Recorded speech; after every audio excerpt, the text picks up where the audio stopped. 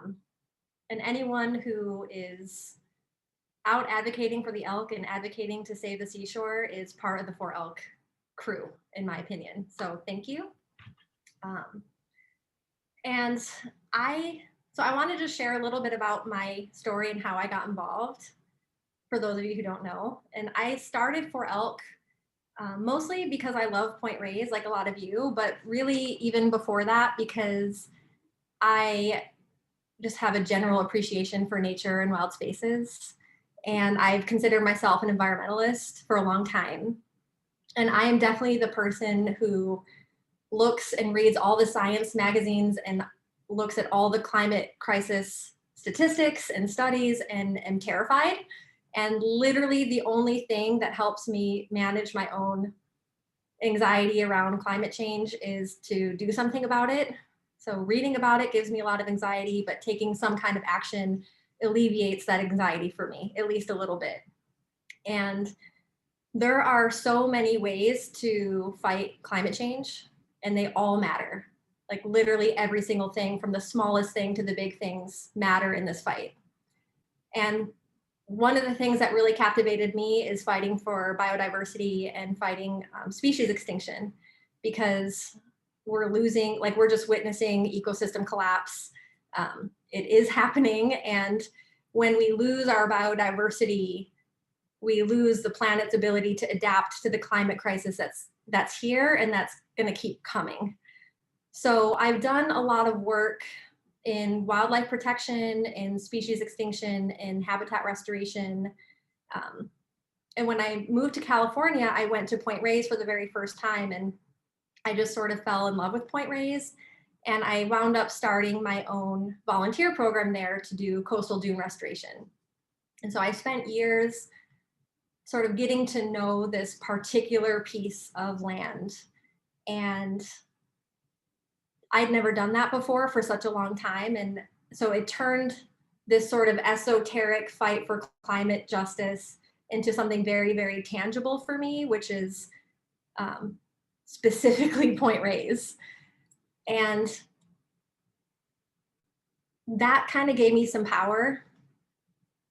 And I would talk and gush about the beauty of Point Reyes, but I know other speakers are going to do that. So I'll leave that for Laura, but it's gorgeous. And I know a lot of you know that. So when I was working in the coastal dunes, we basically were protecting 4 endangered species. And where I was going in Point Reyes was really one of the beautiful spots. So when I heard, like during my time there, I kind of heard that the Park Service was going to expand ranching and kill Tule elk. And I was sort of double shocked because, one, I didn't know there was ranching in the seashore. Like I didn't know that. It was kind of that sense of a fish doesn't know it's swimming in water because it's always in it. Like where I was going in Point Reyes was beautiful. I was going in the wilderness, I was going in the dunes, I was going to the pretty parts, and I had seen the ranches, but I didn't know that actually 30% of the park was leased to these private cattle grazing operations. So that was a shock. And then the second shock was that the Park Service was planning to kill these wild elk that I had seen, that I had heard, that I fell in love with in order to protect these private industries. So I researched it and I reached out and I met kind of some amazing people, some amazing experts. You're going to hear from some of them later. And I learned that it was all true. And what I also learned is that the Park Service, and for those of you who don't know, the Park Service has been going through what's called a General Land Management Plan amendment. And it's been years long in the making, and it's a public process. So basically what happened is the park say, okay, how are we going to manage our land? And they laid out 6 different alternatives, from doing nothing to phasing out all the ranches and restoring the land to expanding ranches. They laid out 6 different alternatives, and then they had an environmental impact statement to sort of assess which alternative would be best. And in this process, the public could be involved and could have a say in how the park is managed. Well, I sort of saw this gap after talking to a lot of scientists and talking to some lawyers and talking even to the Park Service, that it's a public process, but it's being done behind closed doors because members of the public don't know about it. So that's why I started For Elk. I started as a public awareness campaign run by just individuals.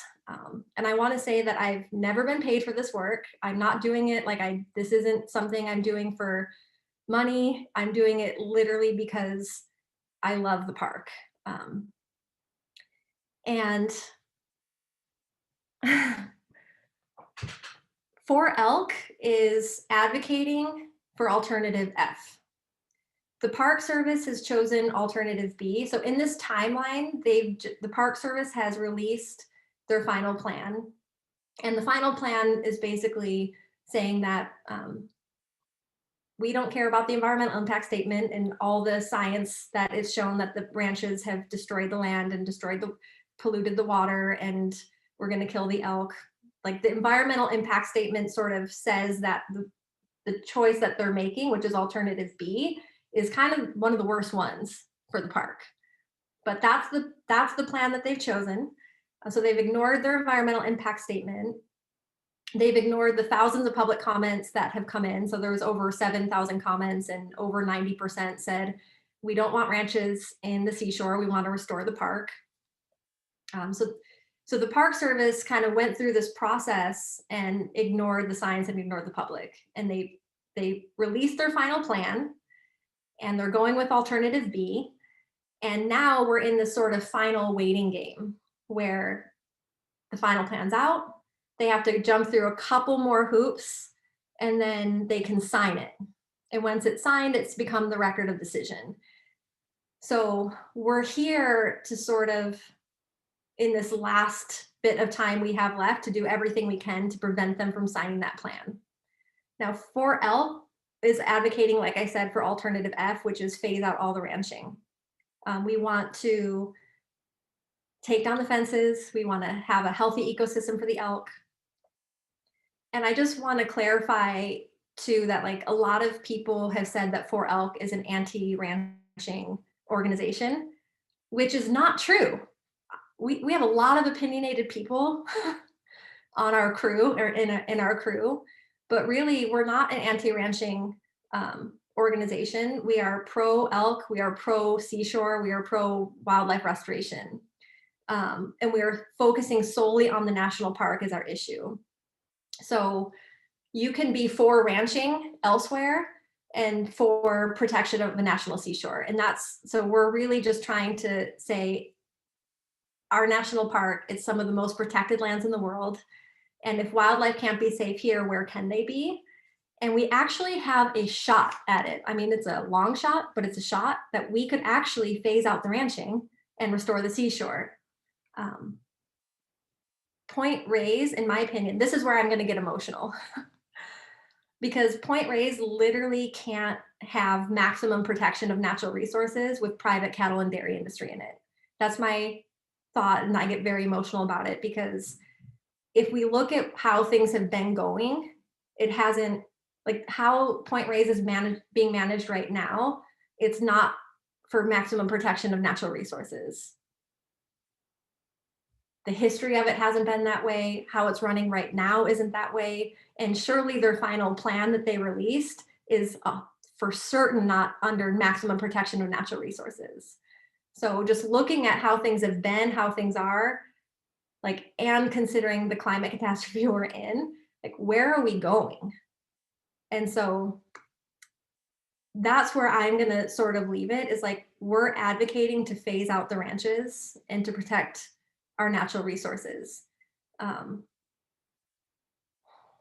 going to pause there and sort of pass the mic on. I'm super happy to answer any questions as far as, like, what we've done, other actions we've done. We have a specific ask for tonight, but I'm happy to talk other strategies to help you get involved in other ways as much as I possibly can. So I'm going to pass to Laura Cunningham, who's one of the amazing people I've gotten to meet along the way, she's an amazing ecologist, wildlife ecologist, native grass expert, an incredible artist, and sort of a pseudo lawyer now. I feel like you're basically a lawyer now too. So, Laura Cunningham. Well, thanks, Diana. Well, you're an absolute amazing activist and grassroots organizer. I mean, I've been privileged to work with you in the last year or two. I've learned a lot from you about just how to get more people involved and get out of like even a narrow legal focus and make this popular and say, you know, we've got to get everyone involved, absolutely everyone who lives in the Bay Area or out of state. I mean, we're talking about a national park. This isn't a local Bay Area park. This is a National Park Service public land. You know, international visitors come before COVID. So anyway, thank you. And I'm going to really briefly talk about for 10 minutes, my vision of Point Reyes National Seashore restored.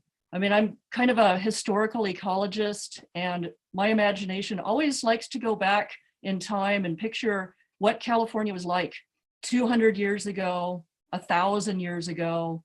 And it's amazing to picture from historical accounts, old paintings and maps, what California was like. And I also figure that, well, our national parks, as Diana said, are supposed to be the best, highest protected public lands we have. Point Reyes National Seashore, you'd think that the conservation here must be phenomenal. I mean, when I go to Point Reyes, I'm hoping to see a little tiny picture of what the past was like, with herds of Tule elk, wildlife like coyotes and badgers and bobcats, native grasslands, clean trout and, salmon streams. But as you'll see, and I'm a very visually oriented person, you kind of don't see a lot of that in the main routes of the park. So I have a little PowerPoint here, and I'm going to screen share, so bear with me a minute here while I get this going. Takes a little bit of time to press all the buttons, and then I have to do view, slideshow. Okay, here we go. So this is a picture I took of one of the last remaining native coastal prairies that should cover that 30% of the seashore that's now devoted to ranching. So just picture this. This was March 2018. It was a lush, rainy winter, so it's looking a little dry right now, but these are native deep-rooted bunch grasses. And yes, there's some coyote brush. It's habitat for a lot of birds. It's native. It should have been a mosaic. You'll hear arguments that, oh, the coyote brush is invading the grasslands, but it to me is looking back into time, how Point Reyes should be restored all across the area.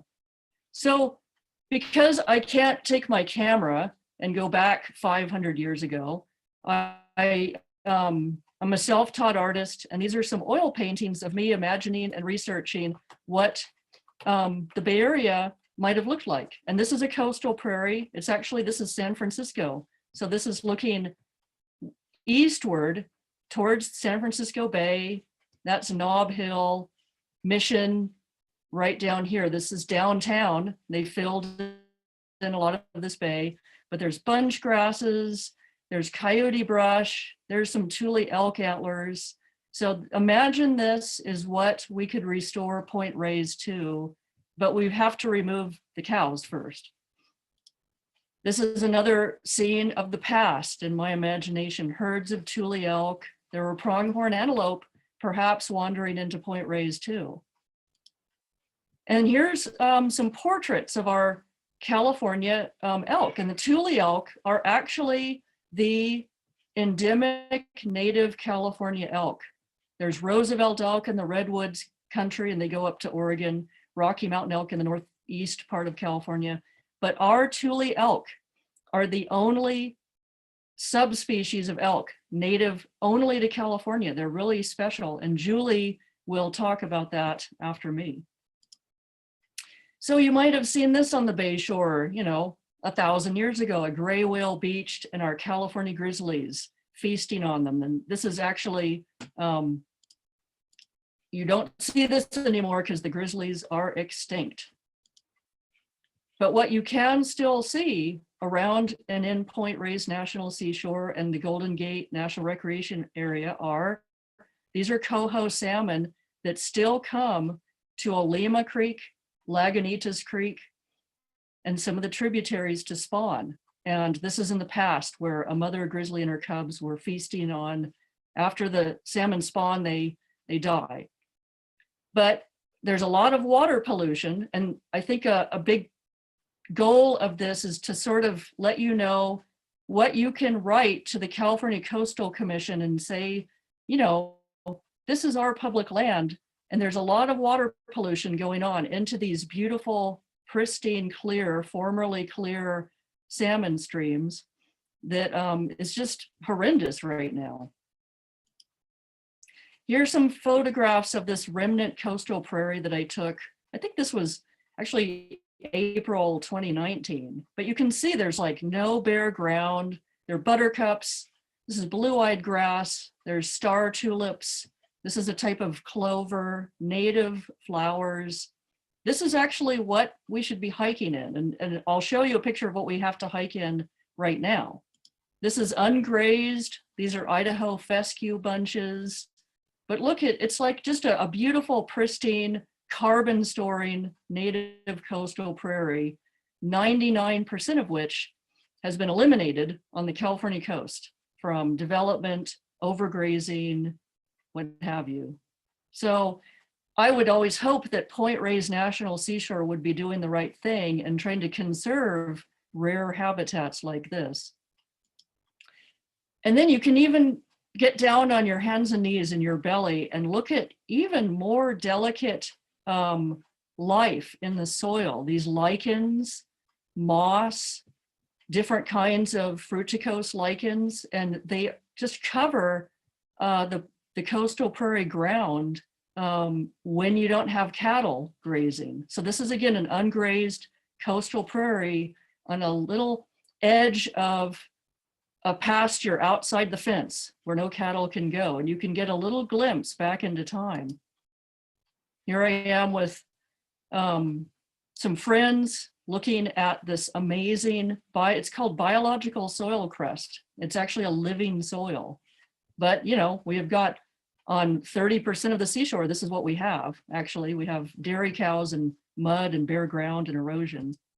So quickly, I'm just going to run through some of the things that you as a park visitor could write in a letter to this California Coastal Commission, which Liz will explain totally how to do that, saying, you don't have to be an expert.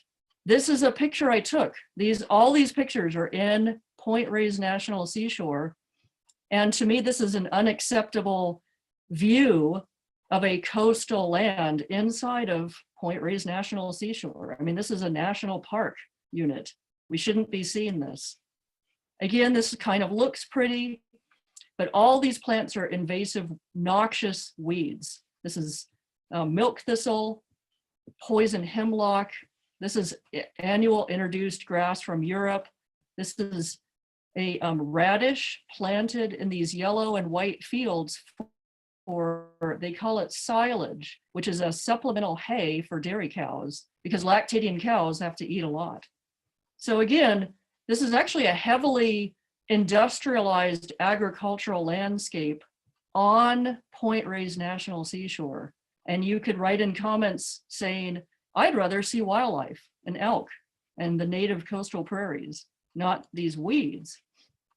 And here, a little bit of a comparison. These are the free roaming elk by Drake's Beach, which are actually proposed to be shot to reduce their numbers because they occasionally go into the cow pastures and steal some of the cows' grass. So these are dairy cows in Point Reyes National Seashore. Not what I personally come to see in a park, because you can see them all over California in private land.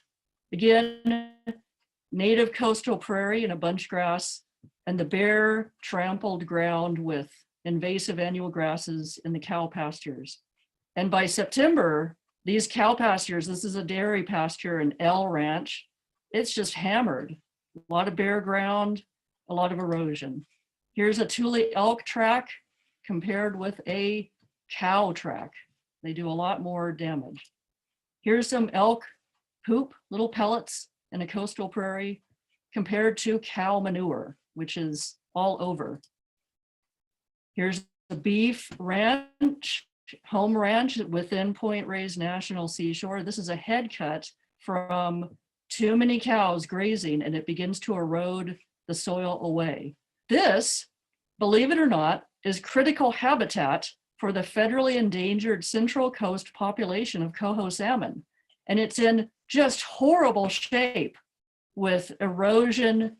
Cows were trampling through here, and the park has attempted to mitigate this damage with hay rolls, and they've planted Italian ryegrass, and the stream banks are just collapsing, and this is killing salmon.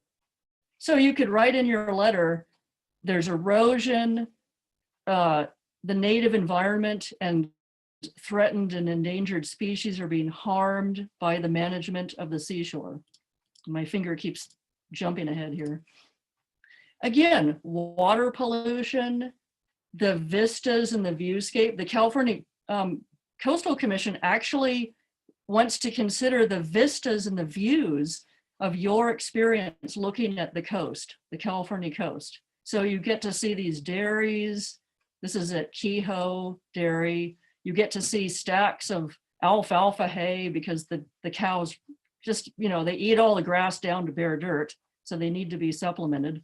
You get to see dairy cows pooping in the water.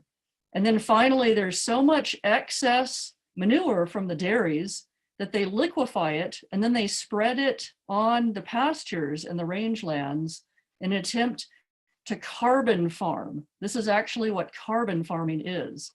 And during winter rainstorms, all of this manure will wash into the ocean. So this is a picture. All these pictures are on Point Reyes National Seashore, and you could tell the commission, I don't think this is consistent with how to manage a coast. This is just quickly, we're almost done, but these are some of the federally threatened and endangered species on Point Reyes National Seashore. It's a hot spot for biodiversity and rare red-legged frog, butterflies. This is a freshwater shrimp, tricolored blackbird, Sonoma alopicurus, native grass, all disappearing. And so you could tell the commission, I think that this part of the coast should be managed for all these rare species.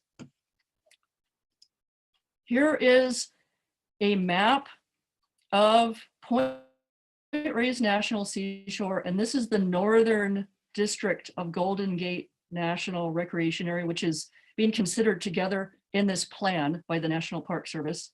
So these are all the ranches. We can make this map available. I'll send it to Dan, and he can use it for Facebook or whatever, but this is actually taken from the final environmental impact statement that is online, and we can share that if you want it on chat, but it has all these maps, and it's analyzing all the alternatives that Diana mentioned for how they'll manage the park for the next 30 years. So these are the dairies in cream color, and I think the beef ranches are in this tan color, but so this is a lot of park here that's devoted to commercial livestock grazing. So wrapping up here, these are some of the vistas that I see from like the L Ranch Road out to the Marshall Beach Trailhead. And you want to to me, you want to look out across a relatively pristine ecosystem towards the Pacific Ocean. But what you see is fences, more fences, barbed wire fences. There actually is something like over 300 miles of livestock fencing that sort of prevent your access to the coast. So you could mention that in your letter. I want more access to the beaches. You see not very historic looking dairy facilities with, this is kind of not a very good picture, but this is a pile of manure covered with a tarp and tires. And then there are these little dairy calf hutches that you see that are made of plastic. So you could also tell the commission, you know, this isn't actually a very historic dairy farm. It's pretty industrial and state of the art. And the last slide, I mean, this is what I come to see. This is a beautiful photo by wildlife photographer Matthew Polrosa Klein of Tule elk overlooking the ocean with a fog bank. I mean, just magnificent photo, but this is what I'd like to see more of and less mud and cows. So with that, I will get out of this and hand it over to our resident Tule elk expert, Julie. Thank you, Laura. Great job. So I'm Julie Phillips, and I'm a Tule elk biologist, and I've had the great honor to get to study and follow the elk for over 30 years, which is kind of crazy because back in the 80s, women really didn't do that kind of thing, but I had a graduate professor that really supported that kind of activity, which was really cool. I also taught in the California Community College system for 27 years in environmental science, and one of the things the students loved the most was their Tule elk class. So I created a class, we took students out in the field, they got to be out and see the elk. And the response to them was always the same. They go, how come nobody ever told us we had Tule elk in the state?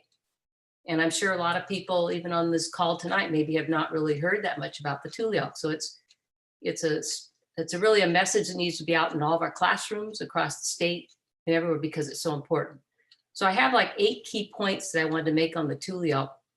So having that teaching background, I'm really sorry, but I think these points are important. So the first one is that, as Laura mentioned as well, Tule elk are California native endemic species. And so we're the only state that has our own subspecies of North American elk. It's a California endemic. And that in itself gives it kind of a special status. Although the California Department of Fish and Game, now Fish and Wildlife, don't give any special status to Tule elk, they really should have some type of protection. So they're not really a protected species. And so we've been fighting over the last 10 years to get some special status for them, state mammal, but then we couldn't do it because we had to compete with Cal Berkeley and the grizzly bear, which is extinct. I mean, there's been this whole process where we're saying, let's get some kind of special status. So hopefully just that it's a California endemic becomes important. So kind of keep that in the back of your mind. And again, it's special that California has its own subspecies. Number 2 is Tule elk are considered a keystone species, and this is really important. They play a critical ecological role for the native landscape and for other native wildlife. As Laura was showing you the beautiful perennial bunch grasses and all the different plants, Tule elk will not really wipe them out unless they're totally trapped. And so they're kind of a discriminate feeder. They'll go along, feed a little bit, graze and browse, and they'll keep moving and shifting. So it was very rare to see an area degraded by Tule elk. So they play that critical ecological role. So that's a big one. Number 3, and you all know this, I'm probably sure, is Point Reyes National Seashore is part of the National Park Service. And as Diana mentioned as well, there's 3 categories of federal lands, and the most restricted part of that are called restricted use lands. National parks fit into that category. And so these federal lands are, again, the most protected lands on Earth. And so they're a model for the world. And I think if we invited people in from all over the world to see Point Reyes, especially in the pastoral lands, what do you think their reaction would be? They would be shocked, as we all were. So number 4, Tule elk were reintroduced into Point Reyes in 1978. There were 10 elk brought into the Tallest Point area. And so part of the work that I did in my early years was to study the reintroduction of elk. So they bring them back to an area to try to restore them. The Tule elk originally were 500 million elk. They were just about wiped out. There's probably less than 20 left in the entire state that were found in the late 1870s in the Buena Vista area near Bakersfield. And so slowly but surely, the state made the decision to start restoring and what we call reintroducing them into native habitat. Point Reyes was a reintroduction site. They were put into their native habitat, which is really important. So again, there's now 730. The National Park Service seems to think that's a lot. Well, actually, if 10 elk are reintroduced after 42 years, there really should, with a simple growth rate of 14%, there should be 2,455 elk. So obviously something's happening behind the scenes. So the fact they're at 730, I guess that's, I mean, it's good, but somebody's making decisions behind the scenes, so it doesn't make any sense. The state of California has 5,700 Tule elk. And in many of the places that I've studied, the elk have disappeared from lands, even lands that have conservation easements. So Point Reyes is important from many different perspectives. One perspective is we're not guaranteed we're going to have Tule elk on private lands and on some public lands, which is kind of a crazy concept. So public land should have the #1 priority for protection. Would you agree with that one? That's a big one. Number 5 is, again, Point Reyes National Seashore is the only national park that has our native elk. So that was the vision and part of the Point Reyes mission, that they would have these elk. It's part of the story of Point Reyes. So again, when they say, well, we're gonna, one of the comments coming out from the staff is we're gonna maintain the elk herds. And I said, what does that mean, maintain? That scares me. That's a scary word, maintain. That's not really how you should be thinking about this. So again, there was a vision to bring the elk back. There was part of a statewide battle to do this. The elk were brought back, and we need to really honor that 42 years later. The next one is number 6. It's irresponsible. And I want you to hear this big one. It's irresponsible to kill our native elk in a national park. It clearly violates the mission of a national park. It clearly violates what we call the public trust doctrine. These lands are held in trust for present, future generations, what's called the public trust doctrine. So to kill the elk in a national park, that's ridiculous. Number 7, Point Reyes National Seashore is a severely degraded landscape, especially in the pastoral lands. And Laura did a great job on that, and Diana as well, but showing those images, I mean, it's horrible. And I've been on some pretty degraded lands. These are the worst I've ever seen in all of my elk work. It's embarrassing. And it's against the national park, the high standard. None of it makes any sense. And that's why that they selected, alternative B just doesn't make any sense. It's an embarrassment. Tule elk will be critical, again, in the long-term restoration of this native habitat of Point Reyes. They play that ecological role. So we've seen this in other places where the cattle are removed, the fences are removed. The Tule elk do this incredible job of slowly over time, they move over the landscape, they restore the native bunch grasses. We've seen them restore the native oaks, the blue oaks, which are rare. They won't wipe them out. They kind of move around them. And so the native oaks have restored. So they will play that critical role in the restoration. And it'll be a model for us, for the public, and for our students. I think we should practice what we preach, all of us, not just in our daily lives, but in our in our national parks, which really belong to the young people and to all generations. Also, what's really important is the restoration of this critical watershed. So Point Reyes is a critical watershed, and that's really important. That watersheds, as Laura so well pointed out. And again, that's essential. And then point number 8 is remove the friggin' cattle. Shut down these ranches, remove the fences, allow the watershed and the landscape to restore itself. And that's really important. And so again, I've tried to be mindful of other people's feelings, but again, it's time. These people were paid a lot of money.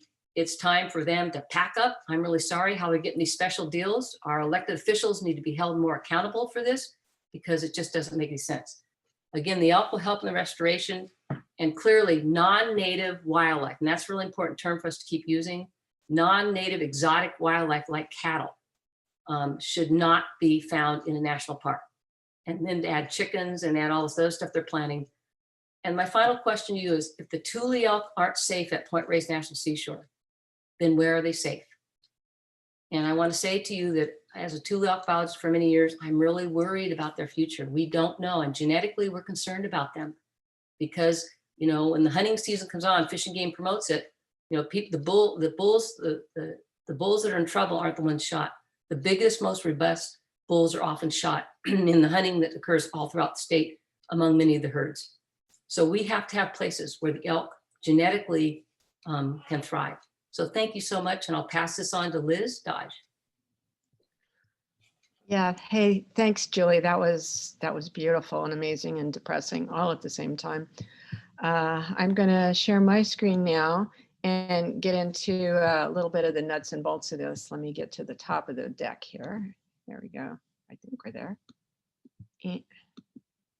Okay. So as Diana mentioned at the top of the meeting here, the National Park Service has been stepping through these number of requirements that they need to do in order to push through their preferred alternative B, which is to expand the ranches and shoot Tule elk and do a whole lot of other things that are very degrading to the environment. And one of the close to the end steps they have to go through is to have the California Coastal Commission rule on whether or not their proposed plan is consistent with the California Coastal Act.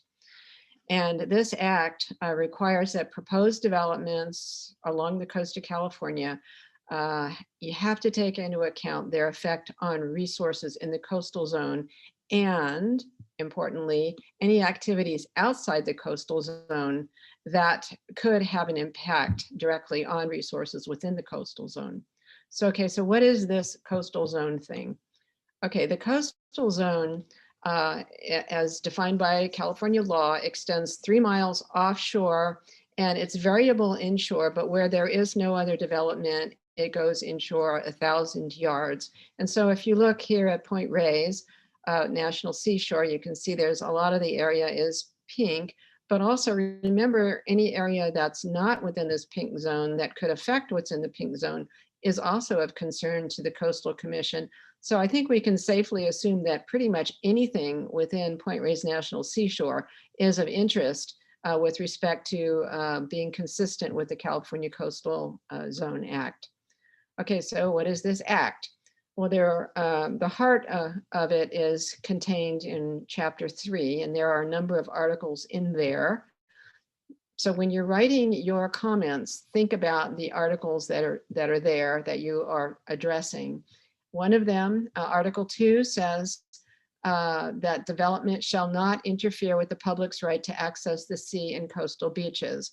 You know, as Laura and Julia have already mentioned, there's all kinds of barbed wire out there that prevents us from getting to the beaches and the shoreline. Also, recreation. We should place a priority on coastal dependent recreation over development. Clearly, that's not happening. Protection of marine environment, including water quality issues, wetlands protections, and we'll talk a little bit more about how these cattle ranching is causing erosion. It's contributing nutrients to surface waters, which creates algae and non-native plant growth. And also they have extremely high fecal coliform bacteria levels there at the park. You never thought about that while you were swimming down at Kehoe Beach, but it's way above what is considered tolerable by water quality standards. And then there should be protections for environmentally sensitive habitat. And as Julie touched on, there are so many threatened and endangered species that live on Point Reyes and near Point Reyes. There are the coho salmon, red-legged frogs, the snowy plovers. I mean, if you have any interest in any of those kind of species of animals, you can talk about how having cattle there is actually contributing to extinction in some cases. And then finally, you know, protection of coastal views. Even if you don't feel like you're an expert about anything else, you are certainly an expert about coastal views and the scenic qualities of Point Reyes National Seashore. And you can write about how when you're out there, you know, what are you seeing and what do you wish you were seeing? And so the consistency determination has a timeline to it. The California Coastal Commission has been reviewing the documents provided by the National Park Service, and the Coastal Commission staff will release their staff report, as mentioned earlier, on December the 18th. It'll show up on their website on the 18th, as mentioned earlier, and you can send comments even after the 18th, but certainly if you can get it in before the 18th, the staff will probably get a chance to look at it and factor in your comments to their the report that they're preparing for the coastal commissioners. And we have this specific email address that you should use to send your comments. They're getting so many comments, they set up its own email address for people to send comments to, but we can't have too many comments. And then also, even after the 18th, you can send comments, and you can also comment on the staff report that we will be able to read on the 18th. And then finally, the California Coastal Commission will meet on January 13th, 14th, and perhaps the 15th. They're not really clear about that yet, to discuss the Point Reyes General Management Plan. Right now, the Coastal Commission website is not clear about this, but we have a number of people on this call that we work with the Resource Renewal Institute, Chance Cutrano and others, who talk to the Coastal Commission all the time. And we have been advised that the date that they will talk about the Point Reyes National Seashore Consistency Determination will be in January of this month. Okay, we've touched a little bit on things that you can write about. The National Park Service submitted their own consistency determination, and it is full of inaccuracies and lies of omission.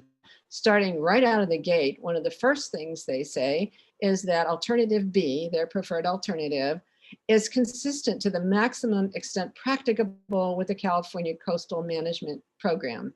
Well, as Diana already said, alternative F, you get rid of the ranches, and it would be far more consistent than what they are proposing to do on alternative B. Laura has put together a bullet list of things that people can talk about some more. And Laura, if you want to weigh in on this slide and talk about how people might comment on these sorts of things. Unmute yourself, Laura. Oh, I was on chat, sorry.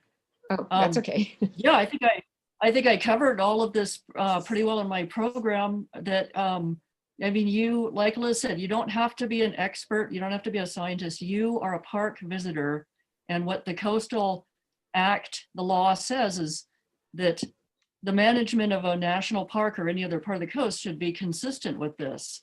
And these are the talking points. I mean, I think we can put this up on various websites, but the views, the vistas, the historic character. I mean, we have modern industrial dairy loafing barns that are gigantic. We have plastic calf hutches. I don't know if they're for veal or what, but they keep these, you know, the unwanted dairy cows in these ugly plastic, you know, boxes. That's not historic.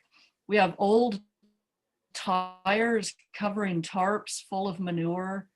That's completely a visual eyesore, not consistent with a quaint family 1800s, early 1900s dairy. So just things like that. I mean, 340 miles of fences that prevents your access to the coast. I mean, think about the last time you drove to Point Reyes and there's like, what, 2 or 3, 4 places you can actually park and walk in to the beach. And then there are miles of this amazing beach on the Pacific Ocean that you'd have to climb over a barbed wire fence, ouch, navigate between herds of cattle, sometimes giant 2,000-pound bulls. They have bulls out there, which, you know, are kind of scary.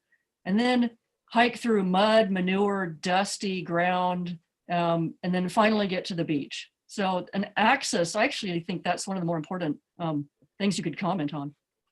Yeah. Back to And you. then also, also Western Watersheds, which I think, Laura, you're also a part of this, the project.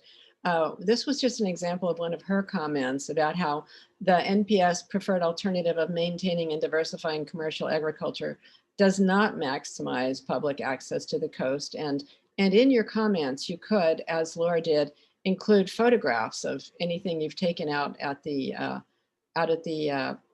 Point Reyes. You know, here's one of her photographs that she's included in her comment that shows, first of all, pile of manure, a barbed wire fence, and a bunch of cows. And it just, you know, if you put pictures in, it really underlines and emphasizes the comment that you're trying to make and makes it very real to members of the commission staff. And then this was one of my comments on water quality. This is one of their beautiful, ugly errors of omission, where this was what they say, the National Park Service has also conducted analysis of long-term water quality data in the coastal drainages. In these areas, the data indicate decreasing trends in fecal indicator bacteria concentrations over time. That's all they say in their comments. If you go to the appendix that they reference, it shows that fecal coliform bacteria far exceed water quality criteria in all but one sampling station on the park. Everywhere it exceeds surface water contact recreation. And oh, well, they just forgot to mention that. Yeah, it's going down, but it's gone from astronomical to completely unacceptable. And, you know, as I put in my comments here, bacteria levels as high as 48,000 per 100 mLs. The standard is 200. Okay, so they are just, you know, many orders of magnitude higher than what is considered acceptable for human health. And they just quit monitoring surface water 7 years ago. So who the heck knows how bad it is now. They also failed to mention that if they do have some data that suggests coliform bacteria might be high, what do? They close off the beaches to the public. You know, it's like, this is our beach. It doesn't belong to the cows, but they have these signs that they put up now and then that says you can't go to the beach because the cow poop is running down the streams and into the ocean. So that's just a couple of examples of the kinds of comments that you can make. And as I said earlier, you can send them to this email site. And you can also comment, you know, like during the public comment period, all the way through January. And to make a public comment then during these meetings, you would go to the Coastal Commission website, and that's where you can sign up to make a comment. Now, if you go to the Coastal Commission website, let's see, maybe I lost that slide. If you go to the Coastal Commission website, right now it just says January and it doesn't tell you what they're doing. But again, thanks to people at the Resource Renewal Institute who talk to them a lot, they've informed us that this is going to happen in January. So go to the Coastal Commission website and look at the meetings, and you can click on a day and indicate that if you want to talk then, they will send you a link and some questions and sign you up so that during the meeting, when they talk about Point Reyes, you'll be able to talk to them directly. And you can include video clips, you can include your own photographs, charts, anything you want that makes it clear what it is you're trying to emphasize to the Coastal Commission. Because probably the staff haven't had a chance to read all 3,000 pages of the environmental impact statement or been out to the Point Reyes recently. And so this is our way of bringing up to them, calling their attention to things that they should be paying attention to as they consider whether or not alternative B is consistent with the California Coastal Commission. And so this is a beautiful shot. Jack Gescheit, I think I saw him on this call. He's an excellent photographer, and this is not photoshopped. He shot this picture like right down the fence where the Tule Elk Reserve is. To the left is where the cattle go, and to the right is where the elk reserve is. And the difference is absolutely striking. And so with that, I will hand this back over to Cyprian, who will take care of directing your questions. And I see there have been a number in the chat. There's been quite a few, so thank you everyone for being so involved and for asking great questions. How we're going to operate this Q&A is that I will go ahead and call on individuals. And so when I call on you, if you can unmute yourself, and then you can ask your question, and then the people who presented will decide who will answer it, or maybe a few of them will answer them. So why don't we start with Janine? She had a question about the history of the ranches in Point Reyes. So Janine, if you're on the call, want to unmute yourself? Oh, yeah, it's my understanding that the taxpayers did buy this land from the ranchers, and they were given 25 years to leave. And I believe that was a long time ago. I'm just wondering if someone has that information, because I think it's a good talking point. Diana, can you give a bit, or I'm not sure which one of you would be best, but maybe Diana could give a little bit of a history of the ranches and how that all came about with the Park Service. Sure. Yeah, the history, I feel like there's a lot of rabbit holes that I could go down on this, and that a lot of people can go down, but it is true. The National Park Service, all the ranchers sold their land to the national park over a course of time, and they were paid the equivalent of about $350 million and given about 25 years or the life of the rancher. And that was done between 1962 and 1967. All those sales sort of went through, and I think what happened was there have been amendments since then that allowed special use permits to continue the ranching in the seashore. So that came in later. So some legislation sort of shifted at a certain point to allow the continuation through special use permits. So those permits are now sort of extended between 1, 2, 3, 5-year special use permits, and they're pretty much, it seems, just rubber stamped at this point. And so there's actually a lot of debate over what the original intention of the seashore was. And so when people say, oh, the ranchers were always meant to be here and they were meant to stay, you actually have to kind of go back in time, like to the original one, because you can point to like this amendment that happened in the 1970s, I think, that sort of shifted the legislation that does allow them to continue with special use permits. But if you kind of go back in the historical records, the original intention was for them to be phased out after 25 years. And that would have been in 1987. Awesome. Thank you.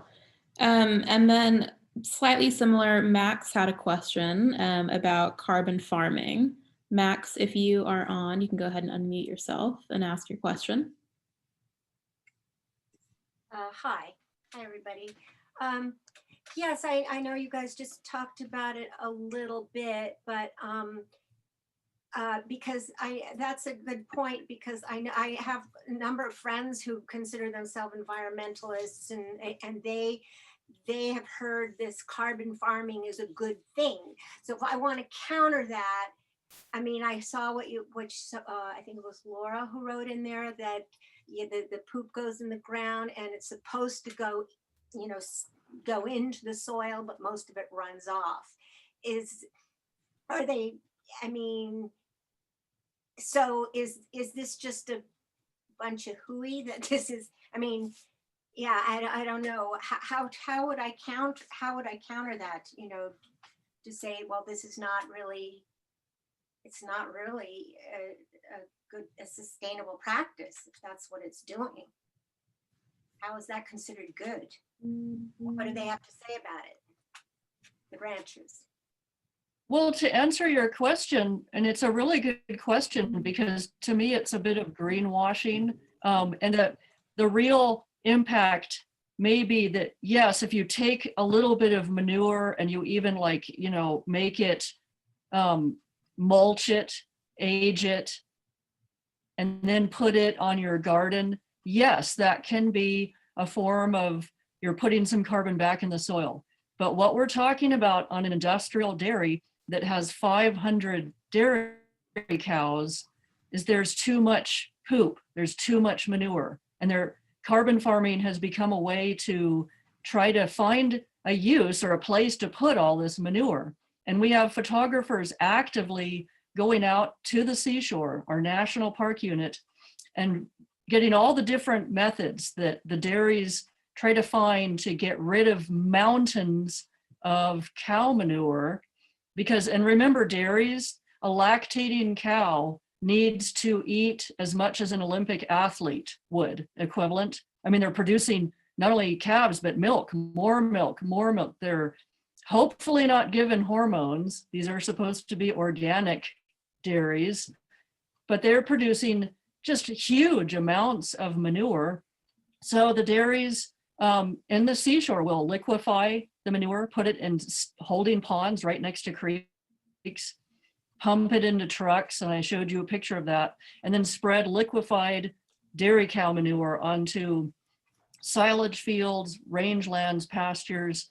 They'll scoop up dry manure and put it in trucks and then actually dump the dry manure on these pastures. They'll even put, we have pictures of this, I just didn't have time to show you. They'll put liquefied dairy manure in a sprinkler and then just water, you know, with brown water, their rangelands. And there's just too much of it. And what we have seen, and the numbers of the water quality data show, it doesn't all sink into the ground. There's too many cows, too much manure. And yes, they'll do it at the end of summer. They were doing it in September, October. We have photographers out there.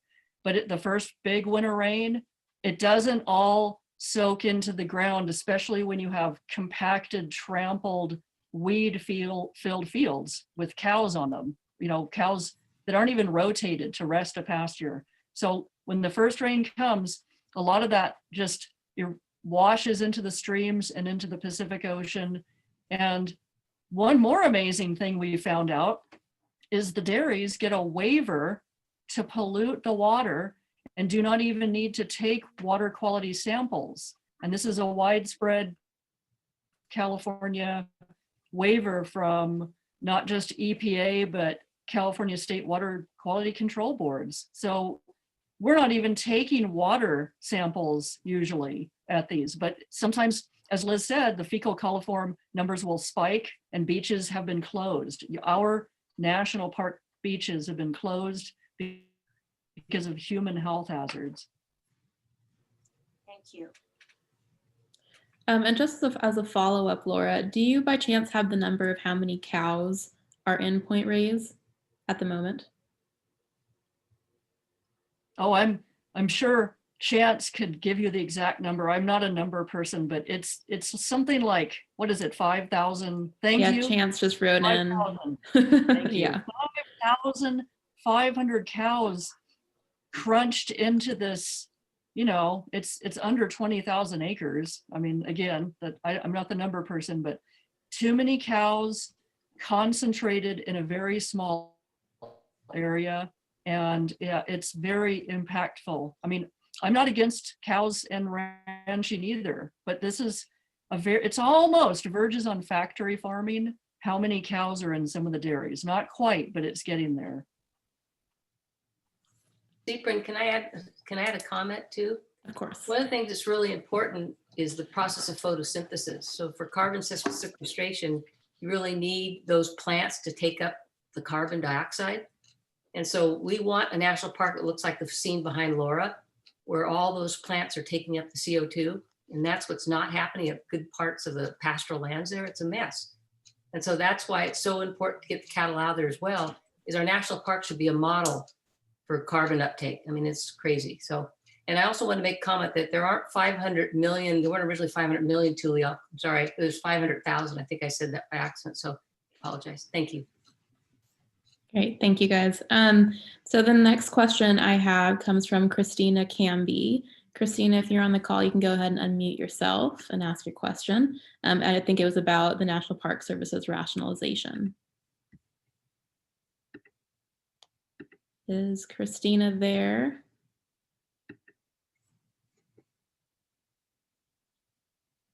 Can you hear me?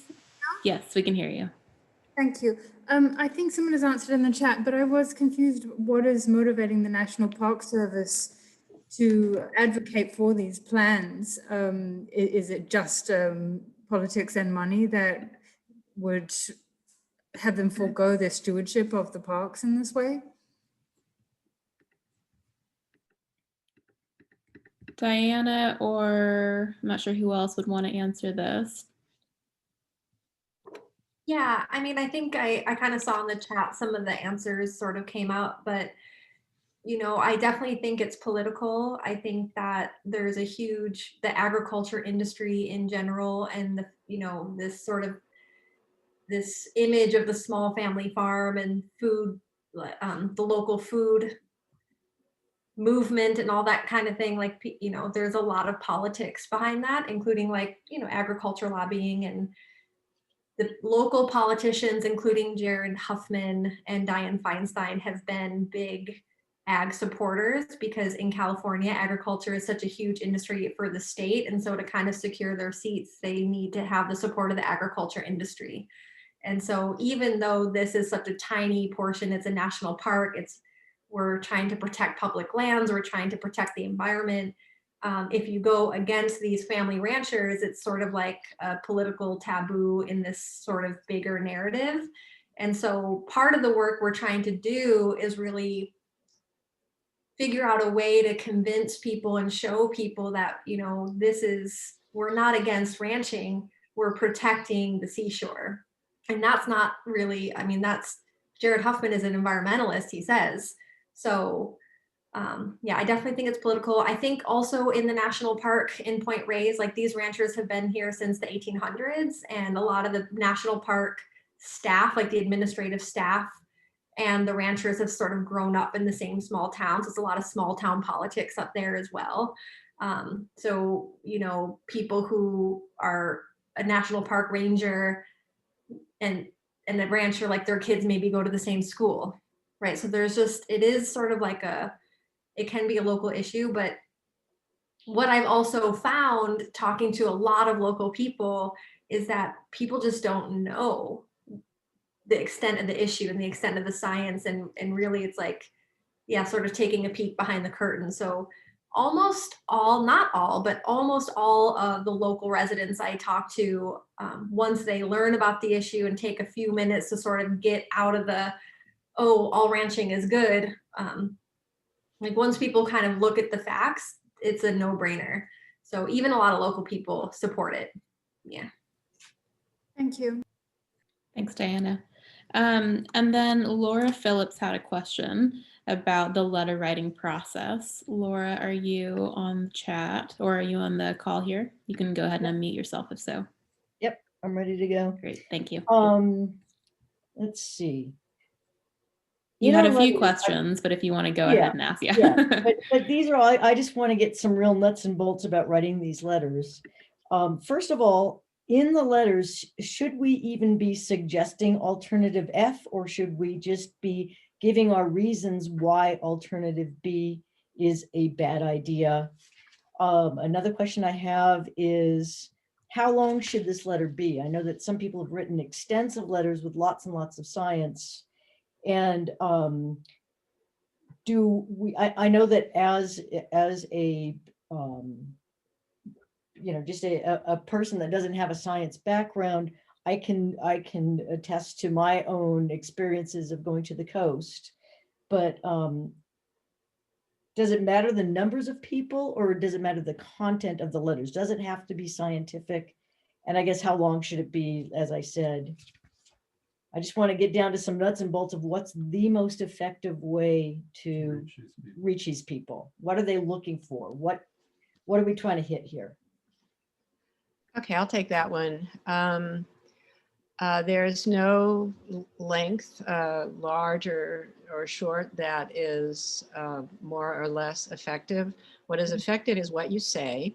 And it's most effective if you tie whatever your comment is to one of those articles that I mentioned early in my talk. Yep. There's like article 2, 3, 4, 5, 6. Yes. And so if you're talking about something scenic, say, article 2 in the California Zone Management Plan says, it should be scenic and it should have these kinds of features. And when I'm out there, I see that this is not consistent with what the California Coastal Zone Act says it should be. So whatever your thing is, try to tie it back to one of those articles in the act, so that the staff can look at it and go, oh, okay, this applies to that, and this is why there's an inconsistency here. Great. And then there was more questions in there. It Well, can be as long as you want. Okay, as What long as else? I want, and if the CCC says, yes, this is not consistent, what kind of time does that buy us? Well, it does a couple of things for us. First of all, actually, Chance is on here. He can answer this better than me, but the California Coastal Commission considers the National Park Service to be sort of like sister agencies. It's really hard for them to, just stand up and say, this is like totally inconsistent. but it's so clearly inconsistent that they're probably squirming right now as they're trying to write whatever their recommendation is. What it does is two things. First of all, if they say it's inconsistent, that doesn't prevent the National Park Service from going ahead and doing whatever they want. But it also makes them squirm in their seats because now they know they're going against the California Coastal Commission. If they say, yes, this is wonderfully consistent, well, we still have a story there because it's so clearly not consistent and they're getting so many comments to that effect that that gives us something to take out to the public, to social media. And I think it also will stoke the flames of whoever wants to file. I'm sure lawsuits are already in the pipeline for this, and it'll just give them stoke the fires a little bit more for lawsuits. And that's where we buy time, because if we take them to court again, it's going to take a while to work through all that. Okay. Great. Oh, wait, I guess my other question was, is this like, as long as people are hitting those points, is it better to have a lot of letters or to keep it to a minimum? As many letters as people want to write. Again, it's like the length of the letter. Lots of letters are fine. I think they're already getting lots of letters, so it's okay. Great. Okay. Yeah, and I'll just add one comment on that too, which is, speak from your experience. Like if you don't have that science background, like you've been to the park, you've seen it, you still care, like just speak from your experience, and that's counts too. All of our voices count. And just remembering, like, we're asking the Coastal Commission for their help. Right? So they actually have the potential here to really be on our side and stand up for the right thing. So, as letter writers, we're trying to just be like, this is my experience. This is why this plan is not consistent with the California Coastal Act. Like, will you help us stop this? Like they give them an opportunity to do the right thing here. And give them the political backing they need to stand up to the National Park Service, because it's really hard as sister agencies to stand up to like the National Park Service. They usually rubber stamp everything. It's a national park. People assume they just kind of like, oh, the national park's gonna do the right thing. So this is a chance where the California Coastal Commission could make a really big, statement. So kind of share your experience, list the articles, tie it to how this plan is not consistent based on what you're seeing there. And you have a position where you could actually make a difference. So will you help us? Okay. Great. And then the next question we have is from Kathy Gervais. She had a question about the Tule elk protections. Kathy, are you on the call? And if so, you can unmute yourself and ask your question.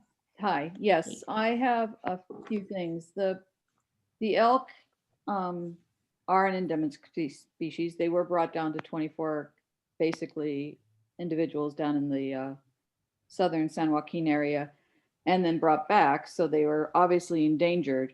How can we encourage, I guess, the state to make them a threatened or endangered species, and then go under the Endangered Species Act?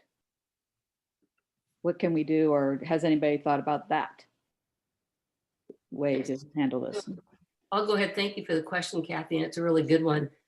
It's a real battle within the state of California with the elk. I have to tell you that it's very political and it's difficult. I have been to Sacramento many times. The agency that has the lead for the Tule elk is the California Department of Fish and Game, which is now Fish and Wildlife. And they have a Tule elk coordinator. Their mission has always been to hunt the elk. It's they call it a moneymaker. So it's always a battle with them. Been there many times. I've found legislators that tried to work with us to try to say, let's get some kind of special status for them. They're probably not going to qualify for threatened or endangered, although they probably should, but they argue they're not. So we use the concept of a protected species. We also, again, try to get some state designation. So again, I've been all the way to Sacramento many times, working with different people, but it's been very, very difficult. And I think it's time now to really take this again forward. And so again, I remember I mentioned the state the state mammal, and then Cal Bears would get upset. So there's all these politics. And I said, okay, let's make the Tule elk our state vertebrate. or state ungulate. Let's come up with some special status for them, because California Department of Fish and Game is not going to support them having a protected status or threatened. They think there's a lot of them.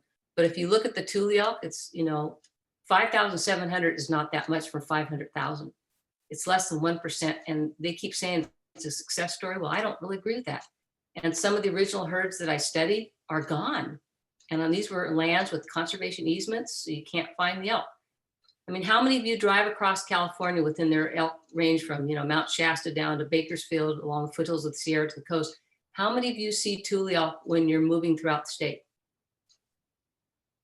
They're really hard to find. And so when we find those few places where we can actually see Tule elk, like San Luis Recreation Area and some of those, you get really excited about it, but it's very difficult. And then you have this lack of connectivity between the herds. So I figured we have like 24 to 25 herds, although one has now disappeared. So how much connectivity is there for genetics between those herds? There's almost none. That increases the loss of genetic diversity. So we have these really serious challenges. So I would see Point Reyes being a ground zero that's kind of an important one, expanding maybe the range of protected lands to expand those herds into other areas, provide connectivity corridors into other areas.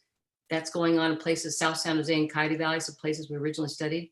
So there's some options, but again, it's working with the California Department of Fish and Game or Fish and Wildlife. And it's going to take a citizens group to really do that. Thank you. Hope that answers your question. Thank you, Julie. And then we have a few questions from Mark Darley. Mark, are you still on the call? And if so, you can unmute yourself. And I'm not sure which one you'd like to ask, but you can go ahead and ask. I don't have a specific question, I don't think, but I would like to see, I've posted this before, but basically I grew up in a national park in the UK with many endangered species and farming. And what disturbs me is what disturbs me in politics in general in America. I am now an American citizen, is the idea that it all has to be a zero-sum game. And I grew up on a farm within National Park. There were very severe standards applied to our farm. And I see no reason why there can't be diversification and standards applied to the ranches within this park, so that the two things can cohabit. There is no question in my mind that dense cattle do damage. But there also could be a compromise, and that's, I think, is where things are at the moment. And maybe the demands are even greater on the ranchers. I have no problem understanding that this is a national park with an emphasis on wildlife. But I do think there is room for compromise. Can I say a couple comments and I'll pass this on to Diana? But I just think we have to look at what the mission of a national park is. And clearly it's a violation of that mission. So I think we have to have a standard for our federal lands, and that's why those are in place. And that's why they're called restricted use lands. There's other exceptions of federal lands. There's Bureau of Land Management, US Forest Service. They are not that high bar. They're down in other areas, moderately restricted, multiple use lands. That probably is more appropriate to have this discussion. But again, these are restricted use lands. And when these lands were purchased, these people were paid a lot of money with that they would phase out, and other priorities were brought in, that eventually elk would be brought in, other things would be restored. And again, we have to stay to the mission of that. So I understand that there's other lands, but this would apply more to BLM land, US Forest Service lands, national monuments possibly, but not in a national park. And then I'll pass this on to my fellow speaker. But there are national parks on the East Coast, which include historic ranches. But were those people paid millions of dollars for their ranches? Yes, they were. Then that's really a violation of the public trust. And they have. Because those lands were bought with the agreement that they would leave and that the wildlife would take priority. So I just disagree with, that those lands should be reassessed possibly. I don't know. Well, I'll weigh in here, Mark, to talk a little more about the specifics of your comment about, isn't there some kind of compromise that can be reached here? And then you ask yourself, what would that look like? Well, clearly there are too many cows out at Point Reyes, there's, tearing up the land and creating a lot of fecal contamination. So why don't we just have fewer cattle? Well, as I understand it, these dairy ranchers are just living on the knife's edge of financial solvency. The whole dairy industry has been collapsing. Many of the largest dairy companies have gone bankrupt.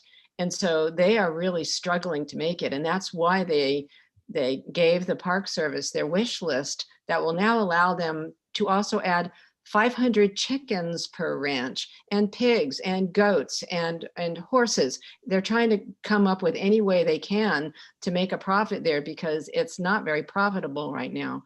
The other thing is, with respect to enforcement, there's no money for that either. The National Park Service does not have a lot of money. And actually the water quality monitoring that is done out there now is paid for by Marin County, and a couple of other agencies are sort of chipping in to like barely get enough money together to monitor water quality. And as I said, they haven't sampled on the Pacific Coast for 7 years. So it comes down to money a lot, in addition to what Julie said about how, why can't this just be a national park? But when you try to put the pieces together to come up with a compromise, there really isn't enough money to do it. And so the Park Service has thrown their lot in with the dairies, and basically they actually met with the ranchers, and the ranchers gave them their wish list, and everything in Alternative B is exactly what the ranchers asked for. Anybody else want to weigh in? Awesome. Thank you. And thank you, Mark, for your question. We will just continue down this list. We're just going to take a few more questions. I see we're getting close to 8 o'clock here. So if I don't get to all the questions, I apologize in advance, but we're going to try. So let's see. Let's go to Margot W. She had a question about the free roaming herds in Point Reyes. So Margot, if you are on the call, you can go ahead and unmute yourself. Hi, yeah, I'm Margot. Thank you, everyone. So my question is just to learn a little bit more about the free roaming population. Are they healthy? And is that a good example of what we want?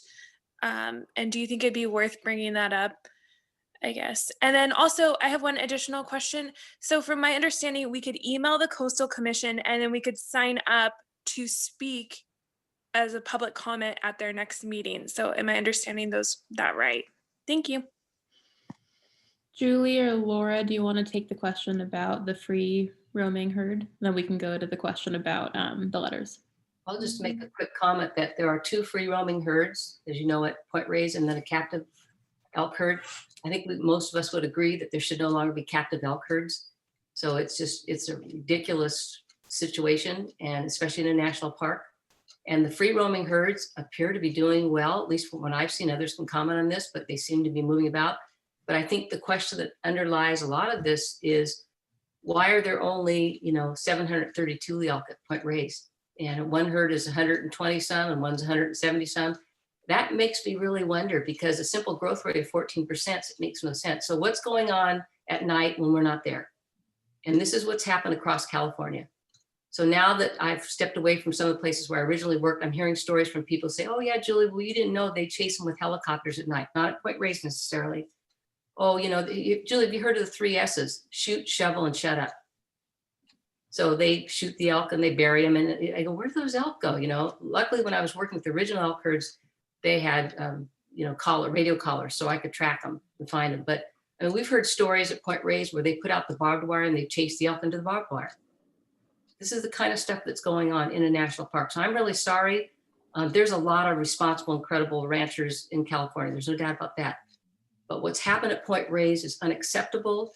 The treatment of what's going on behind the scenes, and if the national park staff is supporting this, and we want to encourage free roaming elk herds in the 21st century.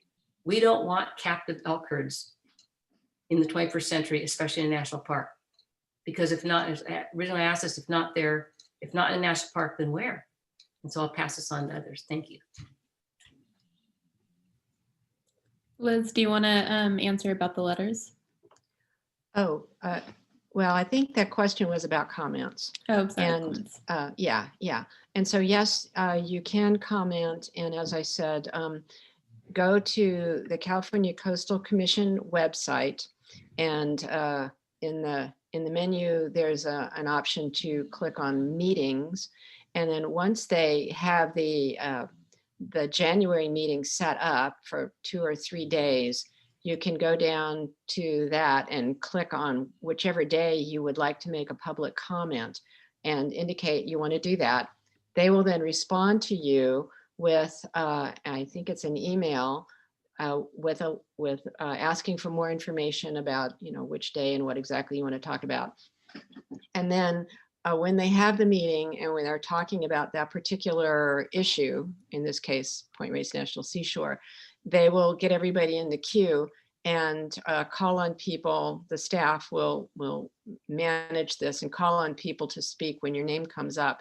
If you want to show a video or a chart or anything like that, they will put you at the front of the list usually, so that the staff can work with you to show your slides or your video or whatever you want to do. But yeah, just keep an eye on the California Coastal Commission website. And once they have the menu, the agenda up for January, you'll be able to click on a day and indicate that you want to talk on that day. And Liz, just a follow-up question. I see in the chat somebody asked if it's going to be a virtual meeting. Do we know, is that confirmed that it will be virtual? They've been virtual ever since the pandemic started. Generally, somebody who knows more about this can answer it, but it's my understanding that if you're making a comment, they'll link you in and you'll sort of be there during the virtual meeting. If you are not signing up to talk, you'll be able to look at the streaming of the meeting after it happens. Wonderful, thank you. And then I think we're going to take our last question here, actually. And we'll go to Chris Miller. Chris, if you're still on the call, you can unmute yourself and ask your question. Is Chris on the call? Yes, I am. Okay, Actually, great.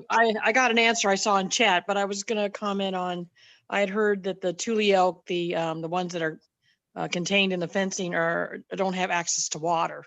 And if that's still true. Diana, do you want to take that question?